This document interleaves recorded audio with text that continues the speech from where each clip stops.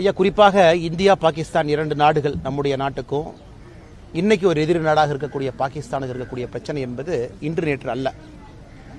ஆனால் இன்னைக்கு இந்தியாவுடைய ஒரு ரெஸ்பான்ஸ், பாகிஸ்தான் செய்யக்கூடிய தவறுகளுக்கு நாம் கொடுக்கக்கூடிய பதிலடி என்பது இன்னைக்கும் நாம் பொறுத்து அறத்தின் அடிப்படையில் தான் நம்முடைய பதிலடி இருக்கு. நீங்களே யோசிச்சு பாருங்க, 2008 மும்பை அட்டாக் நடந்த பொழுது 166 பேர் கொடூரமாக கொல்லப்பட்டாங்க. அன்னைக்கு அமைதி முறையில் ஐநா சபையிலிருந்து எல்லாத்தையும் நம்ம வேண்டுகோள் விடுத்தோம். குறிப்பாக யாரெல்லாம் இந்த தாக்குதலுக்கு பின்னணியில் இருக்கிறாங்களோ நடவடிக்கை எடுக்கணும். அதன் பிறகு தொடர்ச்சியாக பல தாக்குதல் நடந்தும் கூட மிக முக்கியமானது பத்தான்கோட் 2016 பஞ்சாப்ல நம்முடைய ஏர்பேஸுக்குள்ள பாகிஸ்தான் தீவிரவாதிகள் தீவிரவாத செயலில் ஈடுபட்டாங்க. அன்னைக்கு கூட நம்ம என்ன சொன்ன, மோடி ஐயா பாகிஸ்தான் நாட்டில் இருக்கக்கூடிய பாதுகாப்பு அதிகாரிகளை இந்தியாவுக்கு வர சொன்னோம். பத்தான்கோட்டுக்கு நீங்க வாங்க, வந்து பாருங்க, டிஎன்ஏ எவிடன்ஸை பாருங்க, தொலைபேசி உரையாடல்களை பாருங்க, எப்படி உங்களுடைய தீவிரவாதிகள் எங்க நாட்டுக்குள்ள பத்தான்கோட்டில் தீவிரவாத தாக்குதல் நடத்துறாங்க பாருங்கன்னு சொன்னோம். அன்னைக்கு பாகிஸ்தான் அதிகாரிகள் இந்தியாவுடைய ஏர்பேஸுக்குள்ள அனுமதி கொடுத்தோம். அது வரைக்கும் இந்தியா சரித்திரத்திலே அனுமதி கொடுக்கல. ஆனா திரும்பி போன பாகிஸ்தான் அதிகாரிகள் இந்தியாவை திரும்ப கூப்பிட்டுருக்கணும். உள்ள இது பார்ட் ஆஃப் எக்ஸ்சேஞ்ச், நீங்க இங்க இன்வெஸ்டிகேட் பண்ணுங்க, எங்களையும் உங்க நாட்டுக்குள்ள கூப்பிடுங்க. அதையும் பாகிஸ்தான் அவமதிச்சது. அதே 2016 ஊரியில தாக்குதல் நடத்தப்பட்டு 23 நம்முடைய சோல்ஜர்ஸ், ராணுவ வீரர்கள் அவங்க தங்கியிருந்த கேம்புக்குள்ள பாகிஸ்தான் தீவிரவாதிகள் கொண்டாங்க. அந்த ஊருக்கு நம்ம பதிலடி தாக்குதல் கொடுத்தோம். லைன் ஆஃப் கண்ட்ரோலை தாண்டி போய் நம்முடைய பாதுகாப்பு படை பதிலடி கொடுத்துட்டு வந்தாங்க. 2019 புல்வாமா 46 பாதுகாப்பு படை வீரர்கள் கான்வாயில போகும்போது சிஆர்பிஎஃப் கான்வாய் அடிச்சு 46 பேர்த்த கொண்டாங்க. அப்பாவிகள் எந்த வேலையும், எந்த தப்பான வேலையும் செய்யாம நாட்டுக்காக பாதுகாப்பு பணியில் ஈடுபட்டவங்க. நாம் என்ன பதிலடி கொடுத்தோம்? பாலாகோட் ஏர் ஸ்ட்ரைக், திரும்ப லைன் ஆஃப் கண்ட்ரோலை தாண்டி பாலாகோட் பகுதிக்குள்ள போய் ஏர் ஸ்ட்ரைக் பண்ணிட்டு வந்தோம். ஸோ பாகிஸ்தான் செய்யக்கூடிய எல்லா தவறுகளுக்குமே நம்முடைய பதிலடி என்பது ஒரு முறையும் ஒரு படி மேல மேல போறோம். எனக்கு 2025 எல்லாத்தையும் தாண்டி பெகல்காம்ல 26 அப்பாவிகளை, 25 இந்தியர்கள், ஒரு நேபாளர், அதுவும் குறிப்பாக அவங்க எந்த மதத்தை சார்ந்தவங்க, நீ இந்து மதத்தை சார்ந்தவனா அப்படின்னு கேட்டு கொண்டிருக்கிறாங்க. அதற்கும் நம்ம பதிலடி கொடுத்தோம். அதுவும் ப்ரொபோர்ஷனேட். எப்படி கொடுத்தோம்? பாகிஸ்தான் ஆக்கிபைடு காஷ்மீருக்குள்ள 5 இடத்துல நாம குறிப்பாக தீவிரவாத மையங்கள் எங்க இருக்கோ, லஷ்கர் இ தொய்பா, ஹிஸ்புல் முஜாஹிதீன், இது போன்ற தீவிரவாத அமைப்புகள் எங்க இருக்கோ அதை தாக்குதல் நடத்தணும். பாகிஸ்தானுக்குள்ள 4 இடத்துல தீவிரவாத அமைப்புகளை பார்த்து நம்ம தாக்குதல் நடத்தணும். அதுல குறிப்பாக லஷ்கர் இ தொய்பாவுடைய முக்கிய தீவிரவாதிகள் இருந்தாங்க. அமெரிக்கா போன்ற நாடுகள் அந்த ப்ரொஸ்கிரைப்டு சாங்ஷன் லிஸ்ட், யாரு மேலாம் நாங்கள் நடவடிக்கை எடுக்க போறோம்னு சொன்னவங்க மேல நாம தாக்குதல் நடத்தி இருந்தோம். அதுவும் கூட பாகிஸ்தானில் இருக்கக்கூடிய எந்த மிலிட்டரி இன்ஸ்டலேஷன் நம்ம அடிக்கல, பாகிஸ்தானுடைய ஏர்பேஸை நாம் அடிக்கல, பாகிஸ்தானுடைய மிலிட்டரி மேல கை வைக்கல, பாகிஸ்தானுடைய கிரிட்டிக்கல் இன்ஃப்ரா, ஒரு பவர் கிரிட்டோ, ஒரு எனர்ஜி செக்டரோ, ரோடுவேவோ, ஹைவேவோ எங்கேயும் நாம தாக்குதல் நடத்தல. நடத்திய பிறகு நாம் தெளிவாக சொன்னோம், நீங்க நடத்தின தீவிரவாத தாக்குதலுக்கு பதிலாக நாங்க உங்க நாட்டுக்குள் இருக்கக்கூடிய தீவிரவாத அமைப்புகள் எங்கிருந்து இந்த பெகல்காம் அட்டாக்க பிளான் பண்ணாங்களோ நாங்க அடிச்சிருக்கோம், நாங்க எக்ஸ்கலேட் பண்ணல அப்படின்னு சொன்னோம். அதன் பிறகு பாகிஸ்தான் என்ன பண்ணாங்க? அப்பாவி பொதுமக்களை பார்த்து டார்கெட் பண்ண ஆரம்பிச்சாங்க. பார்டர் ஏரியால ஷெல்லிங். இன்னைக்கு பாருங்க, காஷ்மீர்ல அசிஸ்டன்ட் கலெக்டர் ரேங்க்ல இருக்கக்கூடிய ஒருவர் கொல்லப்பட்டிருக்கின்றார். பாகிஸ்தானுடைய ஷெல்லிங்ல இன்னைக்கு காலையில் அதிகாலையில அசிஸ்டன்ட் கலெக்டர், பிளாக் டெவலப்மெண்ட் ஆபீசருக்கு மேல் கிரேட்ல இருக்கிறவங்களை கொண்டிருக்காங்க. 20க்கும் மேற்பட்ட அப்பாவி பொதுமக்களை கொண்டிருக்கிறாங்க. வெறும் ஷெல்லிங், இன்டிஸ்கிரிமினேட். பொதுமக்களுடைய வீடு எங்க இருக்கு அதை நோக்கி ஷெல் பண்ணு, அப்பாவிகள் இறக்கட்டும். அதை தாண்டி கடந்த இன்னைக்கு 13 நாளாக லைன் ஆஃப் கண்ட்ரோலை தாண்டி ஷெல்லிங் நடக்குது. கடந்த 3 நாட்களாக 400க்கும் மேற்பட்ட ட்ரோனை நம்ம நாட்டுக்குள்ள அனுப்பி, அந்த ட்ரோன் கிட்டத்தட்ட ஜம்மு அண்ட் காஷ்மீர், பஞ்சாப், ராஜஸ்தான் எல்லா பகுதிகளிலும் கூட அந்த ட்ரோன் அட்டாக் நடத்துறாங்க. ஸோ இந்தியா எடுத்த நடவடிக்கை என்ன? பாகிஸ்தானிலிருந்து வந்த தீவிரவாதிகள் செய்த தவறுக்கு அந்த தீவிரவாத மையங்கள் எங்க இருக்கோ அதை நோக்கி நாம் அடிக்கிறோம். பாகிஸ்தான் திரும்ப என்ன பண்றாங்க? இந்தியாவில் இருக்கக்கூடிய அப்பாவி பொதுமக்களை பார்க்கறாங்க. அப்ப மக்கள் எல்லோரும் முடிவு செய்ய கொள்ள வேண்டும். நம்ம மேல ஒருத்த போர் தொடுக்கும் பொழுது திரும்பி நம்ம பதிலடி கொடுக்கல, நம்ம கோலை. ஆனா நம்ம மேல ஒருத்தன் போர் தொடுக்கும் பொழுது திரும்ப நாம பேச வேண்டிய கட்டாயம் இன்னைக்கு இந்தியாவுக்கு இருக்கு. இன்னைக்கும் இந்தியாவை பொறுத்தவரை இன்னைக்கு 10:30 மணி நாம் பேசிக் கொண்டிருக்கக்கூடிய நேரம், 10:30 மணிக்கு நம்முடைய முக்கியமான பிரீஃபிங் டெல்லியில அந்த 2 ராணுவ பாதுகாப்பு படை அந்த அதிகாரிகள், பெண்மணிகள் 2 பேரும் ஃபாரின் செக்ரட்டரியோட 10:30 மணிக்கு முக்கியமான பிரீஃபிங் இருப்பதாக நான் அறிந்தேன். அதனால் அதை நீங்க பார்க்கணும் பத்திரிகை நண்பர்கள். இந்தியாவை பொறுத்தவரை பொறுத்திருக்கின்றோம், அறத்தின் அடிப்படையில் இருக்கின்றோம். பாகிஸ்தான் செய்யக்கூடிய தவறுக்கெல்லாம் பதிலடி கொடுக்கிறோம். அதே நேரத்தில் நாம் புரிந்து கொள்ள வேண்டும், நாம $4 trillion எக்கானமி, மிகப்பெரிய பொருளாதார நாடு. பாகிஸ்தான் $360 பில்லியன், அதாவது 12ல் 1. இன்னைக்கு இந்தியாவுடைய மொத்த பொருளாதார உற்பத்தி திறன்ல 12 நாம் இருக்கோம்னா பாகிஸ்தான் 1 இருக்காங்க. சோ பாகிஸ்தானோடு சண்டை போட்டு ஜெயிச்சு நமக்கு ஒன்னும் ஆக போறது கிடையாது.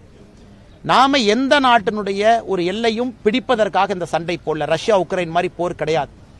நம்ம நாட்டின் மீது நடத்தப்பட்டிருக்கக்கூடிய தீவிரவாத தாக்குதலை வேரோடு அறுத்து எரிய வேண்டும் என்கின்ற நோக்கத்தோடு இறங்கி இருக்கின்றோம். இதுல நம்ம தமிழ்நாட்டில் இருக்கோம். தமிழ்நாட்டில் இருக்கக்கூடிய நம்முடைய பார்வை கொஞ்சம் வித்தியாசமா இருக்கும். பாரத நாட்டின் மீது பற்று நமக்கு இருக்கு. ஆனாலும் நம்ம பார்டரில் இல்ல, நம்ம பாகிஸ்தானுடைய மிசைல் ரேஞ்சில் இல்ல, நம்ம பாகிஸ்தானுடைய ட்ரோன் ரேஞ்சில் இல்ல, நம்ம பாகிஸ்தானுடைய ஷெல்லிங் ரேஞ்சில் 3 இடத்திலும் நம்ம இல்ல. ஆனா இதே இந்தியர்கள், நம்முடைய சகோதர சகோதரிகள் பார்டர் ஸ்டேட்ல இருக்கிறவங்க, ஜம்மு அண்ட் காஷ்மீர், பஞ்சாப், ராஜஸ்தான், அவங்க எல்லாருமே பாகிஸ்தானுடைய மிசைல் ரேஞ்சில் இருக்காங்க, ட்ரோன் ரேஞ்சில் இருக்காங்க, ஷெல்லிங் ரேஞ்சில் இருக்காங்க. இந்த நேரத்தில் ஒரு நாடாக ஒற்றுமையாக நாம் இருந்து நாம் இந்தியர்கள் அனைவரும் ஒரு தாய் பிள்ளையினுடைய மக்கள் என்கின்ற உணர்வோடு நாம் இருக்கணும். எல்லா இடத்திலும் கூட நமக்கு அந்த வேள்வி இருக்கணும். பாதுகாப்பு படைக்கு நாம் கொடுக்கக்கூடிய சப்போர்ட் இருக்கணும். யூனிஃபார்ம் போட்டிருக்கக்கூடிய அதிகாரிகள் எல்லோருடைய பேச்சை நம்ம கேட்கணும். ஒரு சிவில் டிஃபென்ஸ் ட்ரில் பண்றாங்க, அதை முழுமையாக நம் களத்தில் இருந்து அவர்களுக்கு நாம் ஒத்துழைப்பு கொடுக்கணும். அது நம்முடைய காவல்துறை அதிகாரிகளா இருக்கட்டும், இல்ல சிவில் டிஃபென்ஸ் வாலண்டியர்ஸா இருக்கட்டும், ஹோம் கார்டாக இருக்கட்டும், பாராமிலிட்டரி போர்சஸாக இருக்கட்டும், ஆர்மியாக இருக்கட்டும், இந்த நேரத்தில் நாம் செய்ய வேண்டிய கடமை இந்தியர்களாக நம்முடைய அரசு சொல்றதை முழுமையா நாம செயல்படுத்தணும், கேட்கணும். பாதுகாப்பு படை அதிகாரிகள் சொல்றதை நம்ம கேட்கணும், காவல்துறை அதிகாரிகள் சொல்றதை கேட்கணும். நேற்று உதாரணத்துக்கு சென்னையில காவல்துறை ஆணையாளர் கமிஷனர் அருண் அவங்க சொல்லியிருக்கிறாங்க, பொது இடத்துல நாங்க பாதுகாப்பை அதிகப்படுத்தி இருக்கோம். அப்ப நாமளும் கேர்ஃபுல்லா இருக்கணும். பொது இடத்துல பெரிய பெரிய கூட்டமெல்லாம் நாம போடுறோம், தேவையா தேவையில்லையா, இந்த நேரத்தில் நாமும் அதை உணர்ந்திருக்கணும். அதே நேரத்தில் பார்டர் ஏரியால நம்முடைய நண்பர்கள் சகோதரர்கள் யார் இருந்தாலும் கூட ஆதரவு வார்த்தைகளை சொல்லணும். சமூக வலைதளத்தில் எல்லோருக்கும் அந்த நம்பிக்கை இருக்கணும். ஆனால் நிச்சயமாக இன்னைக்கு நாளைக்கு இது முடிய போறது இல்லை. மோடி அவர்களை பொறுத்தவரை, பாரத பிரதமர் நரேந்திர மோடி அவர்களை பொறுத்தவரை சங்கல்பத்தோடு களமிறங்கி இருக்கிறாங்க. ஏன்னா 2-3 இடத்துல நம்ம தாக்குதல் நடத்துவதற்கு முன்பு பிரதமர் அவர்கள் மிக தெளிவாக அவருடைய மனதை நமக்கு பிரதிபலிச்சிட்டாங்க. இந்த பூமியில எங்க ஒளிந்திருந்தாலும், பூமிக்கு கீழே ஒளிந்திருந்தாலும் உங்களை தொலாவி பிடிச்சு இல்லாம நான் பண்ணிடுவேன் அப்படின்னு. அதனால் இந்த போர் என்பது தீவிரவாதத்திற்கு எதிரான போர். இது இன்னைக்கு நாளைக்கு முடியாது. நாம அக்ரெசிவா போகத்தான் போறோம். பாகிஸ்தான் இதன் பிறகு நம்முடைய நடவடிக்கையை பார்த்த பிறகு இந்தியால இன்னொரு அப்பாவி பொதுமக்களுடைய உயிரை எடுப்பதற்கு பலமுறை யோசிக்கணும். அதனால் பத்திரிகை நண்பர்கள், நாம் எல்லோருமே இந்த நேரத்தில் நம்ம ரிப்போர்ட் பண்ணக்கூடிய விஷயம், பேசக்கூடிய விஷயம், செய்யக்கூடிய விஷயம் எல்லாம் கண்ணியமிக்கதாக, அரசுக்கு ஒத்துழைப்பு அளிப்பதாக இருக்க வேண்டும் என்கின்ற தாழ்மையான வேண்டுகோளையும் உங்களுக்கு வைக்கிறேன். ஆனா பாகிஸ்தானை பொறுத்தவரை நான் இன்னைக்கு ஒரு சாதாரண ஒரு பொதுமக்களாக என்னுடைய உணர்வை நான் பிரதிபலிக்கிறேன். இன்னைக்கு பாகிஸ்தான் அதனுடைய நாடு அதனுடைய கண்ட்ரோல்ல இல்ல. நம்ம எல்லாரும் சொல்லுவோம், ஒரு நாட்டுக்கு ஒரு ஆர்மி வேணும். India's got an army. ஏன்னா பாரதத்துக்கு ஆர்மி வேணும். ஆனா பாகிஸ்தானுக்கு ஆர்மிக்கு ஒரு நாடு. நம்ம நல்லா புரிஞ்சுக்கணும். பாகிஸ்தான் நாட்டுக்கு ஆர்மி இல்ல, பாகிஸ்தான்ல இருக்கக்கூடிய ஆர்மிக்கு ஒரு நாடு. ஏன்னா அங்க இருக்கக்கூடிய ஆர்மி தான் அந்த சிவிலியன் கவர்மெண்ட்டை கண்ட்ரோல் பண்றாங்க. சிவிலியன் கவர்மெண்ட் ஆர்மியை கண்ட்ரோல் பண்ணல. இந்தியாவில் இருக்கக்கூடிய அரசு நாம ஆர்மியை கண்ட்ரோல் பண்றோம். ஆர்மி சிவிலியன் கவர்மெண்ட் கீழே வேலை பார்க்கறாங்க. அதனால நன்றாக புரிந்து கொள்ள வேண்டும், பாகிஸ்தான் இன்னைக்கு அந்த அரசனுடைய கட்டுப்பாட்டில் பாகிஸ்தான் இல்ல. பலுச்சிஸ்தான் அவங்க கட்டுப்பாட்டில் இல்ல. பாக் ஆக்கிபைடு காஷ்மீர் என்ன பிடிச்சி வச்சிருக்காங்களோ அவங்க கட்டுப்பாட்டில் இல்ல. பாகிஸ்தான் நேத்து international monetary fund IMF $1 billion கடன் வாங்கி தான் வண்டியே ஓட்டுறாங்க. நேத்து IMF $1 பில்லியன் கடன் கொடுக்கலனா இன்னைக்கு பாகிஸ்தான் அவங்களுக்கு எலக்ட்ரிசிட்டி கிரிட்ல பவர் ஜெனரேட் பண்ற கூட காசு இருக்காது. அதனால் பாகிஸ்தானை பொறுத்தவரை அது ஒரு பெரிய நாடே கிடையாதுங்க, ஒரு சின்ன நாடு. இந்தியாவுடைய பொருளாதார திறன்ல 12ல் ஒரு பங்கு இருக்கக்கூடிய நாடு. ஆனால் பாகிஸ்தான் அவர்கள் முடிவெடுத்துக் கொள்ள வேண்டும். இந்தியாவோட தொடர்ந்து இந்த மாதிரி ஒரு விஷயத்துக்கு வர்றாங்க, அவங்க எக்ஸ்கலேட் பண்றாங்க, அவங்க சிவிலியனை கொள்றாங்க, அவங்க மிலிட்டரி இன்ஃப்ராஸ்ட்ரக்சர் அடிக்கிறாங்கன்னா பாகிஸ்தான் என்கின்ற நாடு வரைபடத்தில் இருக்காது என்பது என்னை போன்ற சாதாரண மனிதர்கள். ஏன்னா நம்ம அவ்வளவு பலமா இருக்கும். நம்ம நினைச்சோம்னா பாகிஸ்தானை ஒண்ணுமில்லாம பண்ணிடலாம். ஆனாலும் மோடி அவர்கள் அறத்தின் அடிப்படையில் அந்த போர் இருக்கு. நம்ம பாகிஸ்தானை எந்த இதுவுமே போய் தாக்கலையே. நம்ம மிசைல் விட்டு பாகிஸ்தானுடைய மிலிட்டரி இன்ஃப்ரா எதுவுமே அடிக்கல. அவங்க ட்ரோன் அடிக்கிறதுனால நமக்கு வேற வழி இல்லை. அவங்களுடைய ஏர் டிஃபென்ஸ் சிஸ்டத்தை நம்ம டேக் ஆஃப் பண்ணிருக்கோம். லாகூர்ல இருக்கக்கூடிய சைனா கொடுத்திருக்கக்கூடிய ஏர் டிஃபென்ஸ் சிஸ்டத்தை நாம எதுக்கு அடிச்சோம்? அவங்க ட்ரோனை நம்ம பார்டருக்குள்ள அனுப்புறதுனால அவங்க ஏர் டிஃபென்ஸ் சிஸ்டத்தை நம்ம எடுத்தோம், நாம அடிக்கல. அதனால இப்பொழுதும் பாகிஸ்தான் கையில தான் இருக்கு. இதை அவங்க எக்ஸ்கலேட் பண்றாங்க, இதை மிலிட்டரி கன்ஃபரன்டேஷனாக கொண்டு போறாங்கன்னா என்னை பொறுத்தவரை பாகிஸ்தான் என்கின்ற நாடு வரைபடத்தில் இருக்காது என்பதுதான் என்னுடைய தாழ்மையான கருத்து. இந்த ராணுவ வீரருக்கு ஆதரவா தமிழக அரசு ஒரு பேரணி ஒன்றும் தப்பில்லைங்கண்ணா. நம்முடைய முதலமைச்சராக இருக்கட்டும், இந்தியாவில் இருக்கக்கூடிய எல்லா மாற்றுக் கட்சியை சார்ந்த நண்பர்களாக இருக்கட்டும், உதாரணத்துக்கு சசி தரூர் இன்னைக்கு திருவனந்தபுரத்தினுடைய காங்கிரஸ் எம்பி எவ்வளவு அற்புதமா பேசுறாங்க.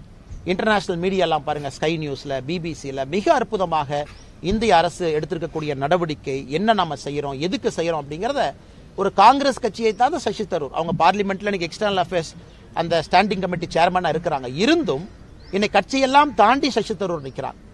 அது நம்முடைய காங்கிரஸ் கட்சியை சார்ந்த சில முதலமைச்சர்களாக இருக்கட்டும், மாற்றுக் கட்சி நண்பர்கள் ஓவாசி எடுத்துக்கலாம். நமக்கும் அவர்களுக்கும் எம்ஐஎம் கட்சியினுடைய தலைவர் எத்தனையோ மாற்று கருத்துக்கள் இருந்தாலும் பாகிஸ்தானை எதிர்க்கக்கூடிய விதத்துல எல்லாரும் ஒன்னா இருக்கிறாங்க. ஆல் பார்ட்டி மீட்டிங்ல எல்லா கட்சியும் ஒன்னா இருக்கிறாங்க, திமுக உட்பட. அதனால் தமிழகத்துல முதலமைச்சர் அவர்கள் ஒரு பேரணி எடுக்கிறேன், முன்னாள் ராணுவ வீரர்களை கூட அழைச்சிட்டு போறேன், நான் இதை செய்ய போறேன் அப்படின்னா அது வரவேற்கிறது தான், தவறு கிடையாதுங்கண்ணா. அதே நேரத்தில் முதலமைச்சர் அவர்களும் இந்திய அரசுக்கு இந்த நேரத்தில் முழுமையாக தன்னுடைய கோஆபரேஷனை கொடுக்கணும் அப்படிங்கிறதும் என்னை போன்ற மனிதர்களுடைய ஒரு வேண்டுகோள், ஒரு எதிர்பார்ப்பு. தமிழக அரசு இந்த 4 ஆண்டு சாதனை தொடரட்டும் பல்லாண்டுன்னு சொல்லி கொடுத்திருக்காங்க. சாதனை அண்ணா 4 ஆண்டு சாதனைகளை பொறுத்தவரை இன்னைக்கு நாம விலாவரியா பேசணும்னா அதுக்கு ஒரு தனி பிரஸ் மீட் வச்சு பேசணுங்கண்ணா. இது வேதனையான 4 ஆண்டுகள். பொருளாதாரத்தில் தமிழ்நாடை பொறுத்தவரை பின்னோக்கி போக ஆரம்பித்திருக்கின்றோம். இன்னைக்கு இதை பேச வேண்டாம்னு நினைக்கிறேங்கன்னா, இன்னைக்கு இருக்கக்கூடிய சூழ்நிலை, நாட்டினுடைய சூழ்நிலை, இந்தியா பாகிஸ்தான் இந்த போர் மூலக்கூடிய அந்த அபாயமான இந்த சூழ்நிலையில் இன்னைக்கு பேச வேண்டாம்னு நினைக்கிறேங்கன்னா, நிச்சயமா பத்திரிகை நண்பர்களை இதெல்லாம் முடிஞ்சதுக்கு அப்புறம் நாம் பேசும்போது, இன்னைக்கு நான் பேசும்போது அது பொலிட்டிக்கல் அட்டாக் அது மாறிச்சுன்னா தப்பா போயிடும். நம்ம ஆதாரத்தின் அடிப்படையில் பேசினாலும் இன்னைக்கு அந்த அரசியல் பேசலாங்கிற கெட்ட பேர் எனக்கு வந்துடும். நிச்சயமா வருகின்ற காலத்தில் நம்ம இதை பத்தி டீட்டெயிலாக பேசுவோம். நன்றி, வணக்கம்.